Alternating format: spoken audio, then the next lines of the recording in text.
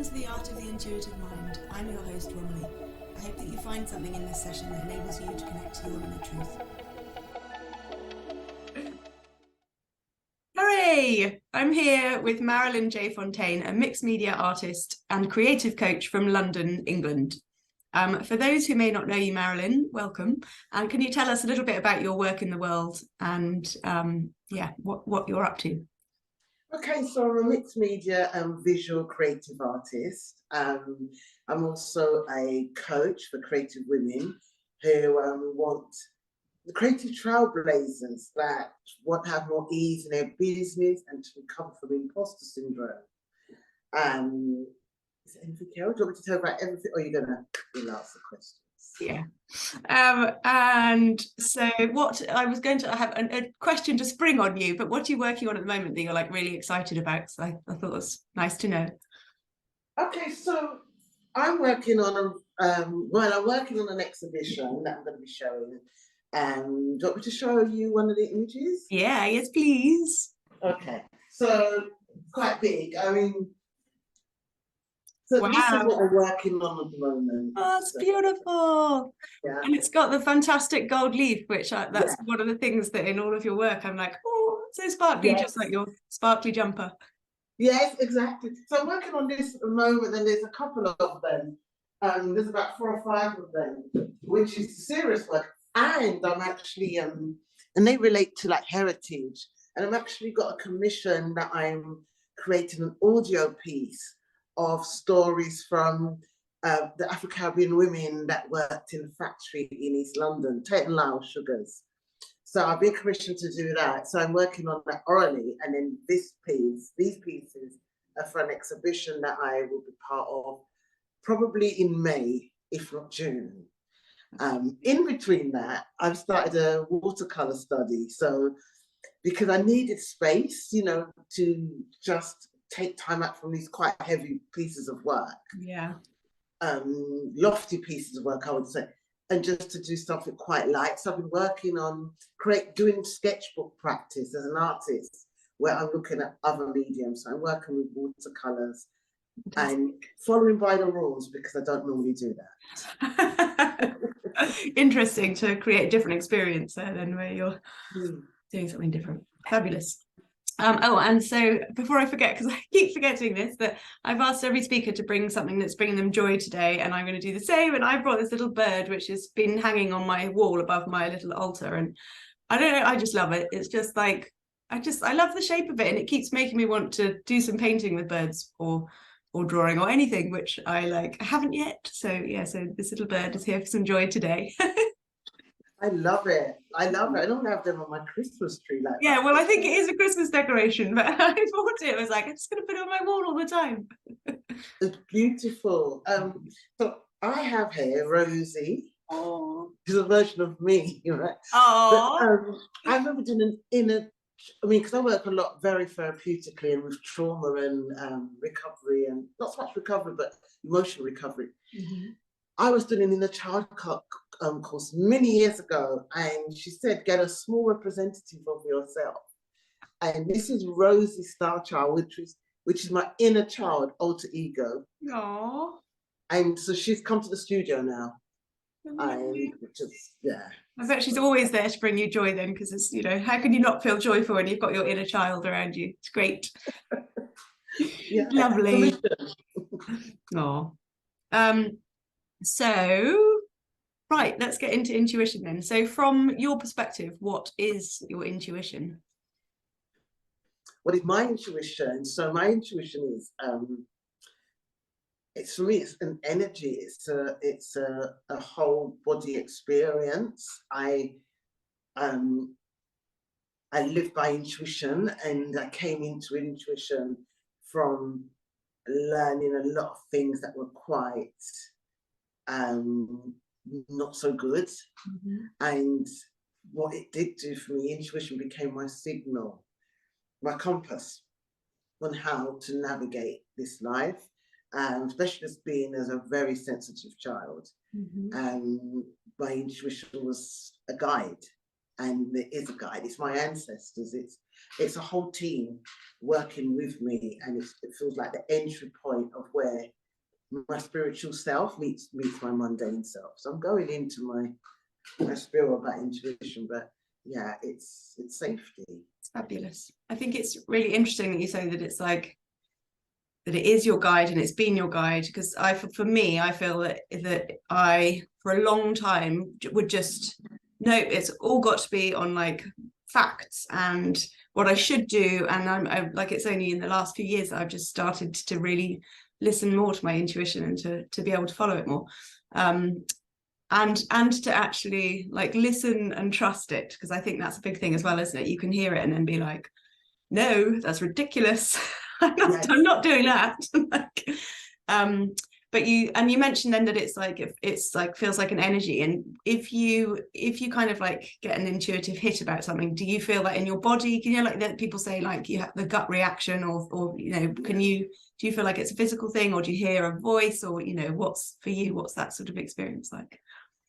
So before I used to have, I mean, I always get it in my gut. However, it has changed, and I used to have a lot of my gut. I used to get a feeling of, oh, don't go to this place or this person. I still get it in my gut, but what I do tend to hear is the voice, not hearing voice, but hear clairaudience is called. So I actually hear the words, what I need to hear, as opposed to the feeling now. And I do believe that's because I've been doing a lot of, I'm doing a lot of listening with clients. I've switched on the listening part of myself, and I think that it's changed me from the visceral feeling into the hearing. So it's both.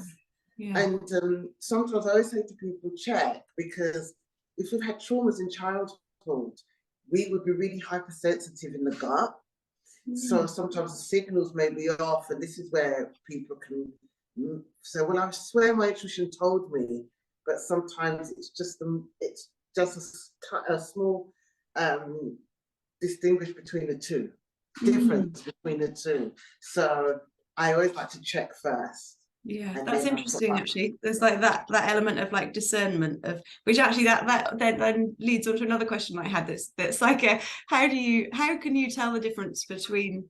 Hang on, how did I word it? I've lost it. But basically, of the, you know, like, am I just making it up, or is it my intuition? Because I think that for me, again, that was something that would be, I'd be like, oh, it's just rubbish, ignore that. And yeah, and sometimes there are things that you're, you know, and it can be related to, you know, if you're really worried about something, then you could say, oh, that's my intuition talking, but actually it's coming from fear. And I wouldn't say that our intuition has fear involved in that. It's the place of trust. Yeah. I think in my experience and the research I've done, even for the facts, but I always say to people, think of a time when you followed your gut against all the odds and it worked. And I always tell them to associate in their body, what did that feeling feel like? How was it breathing, and what body part it was in? And and that's evidence. So it's like the evidence for the people, factual evidence. And I always even ask myself questions now: is intuition, Marilyn, or are you just afraid? Because the mind is very clever, and it will tell us, oh, but you know, it feels this way. And so really checking in is so important. So I'm on a lightsaber here. So I've got super light in here. The sun's coming out, isn't it? It's just like I'm practically glowing. Yeah, I think check in when you made a decision against the odds and it was really 100% right. And also another thing you can do is all the times when something didn't, like suppose, I'll give an example. When we meet somebody and something says to us, oh, I'm not sure. And then we say to ourselves, stop being judgmental. You know, be open. But that voice says, I'm not sure, in the exact same tone I'm using. Like they're like, and we go for an experience which we need to go to. And then we think, oh, damn, I should have listened to myself. And I think we need to catch ourselves then when we say, I'm not sure, and be really curious. And then say to ourselves, what is the not sure? What is the bit that you're not sure? And then our brain or ourselves will say, well, the person is saying the same thing that this other person said, and so just be mindful. And I think if we give it a voice or we give it attention, we can still go down that road, but we just have awareness.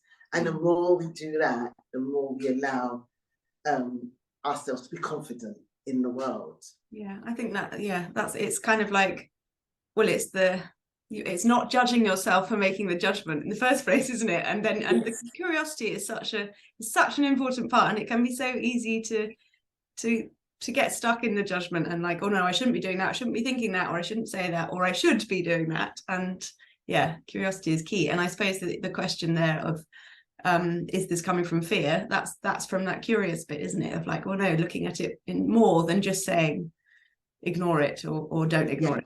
I think either way, marvelous.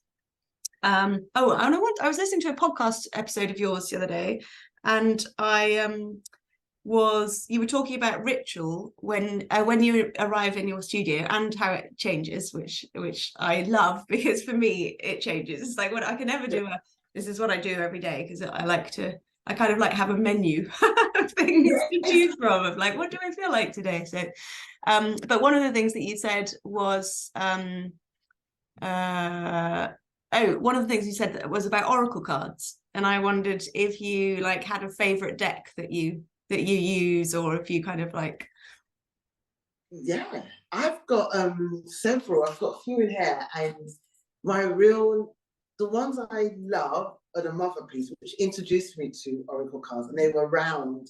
They're like a tarot, the Mother Piece cards. I'm going to write that down. Yes, Mother Piece cards. Vicky Noble and Karen Vogel. Quite really good women to look up as well.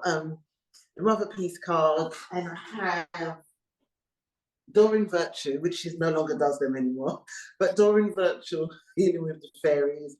I have Black Angel cards, which are really hard to get. For me, they're really lovely as a woman of colour.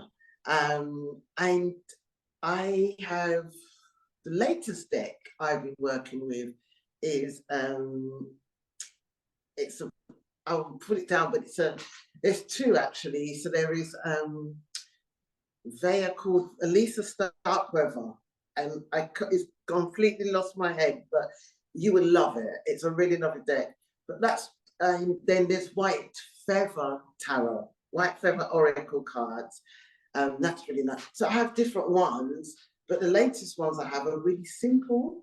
Nice. And we have creative cycles, and I work with a simple one, and I'm also working with the Raider Waite Tarot deck at the moment, and it's in this studio because I think sometimes we can get so bombarded with oracle cards. I know. I think we need to return back to simplicity, because we stop listening to the messages. I think we get overloads, and so I'm really Raider Waite, using that as an oracle. It's interesting actually saying about like getting overloaded with the messages, because I was thinking about how like that whatever like I tend to go, I can't help it, I look at the card but then I go straight to the book and I'm like reading the book, and it's like to spend more time with the card and to allow your intuition to like come in and to see what, because even when you read the book, the messages that you get from it are relate to what's going on for you, and so it is that sort of connection to your inner self, really, isn't it? But yeah, there's just so many beautiful oracle cards that you end up being like, I've got hundreds of them. I just bought a couple more actually. I was like, well, I really don't need them, but anyway, my friend had them and I was like, these are amazing. But anyway, I've forgotten who. I think they're by Kim Kranz. So I'll put the names of the decks in the blurb underneath our video, and if you can remember the other one, then let me know and I'll write that too. But great. Yes. I found it. It's a yogic tarot. Oh, interesting. But I'll send you the name. But it's so simple and it's beautiful. So yeah, I'll send you the name of the author. Marvelous.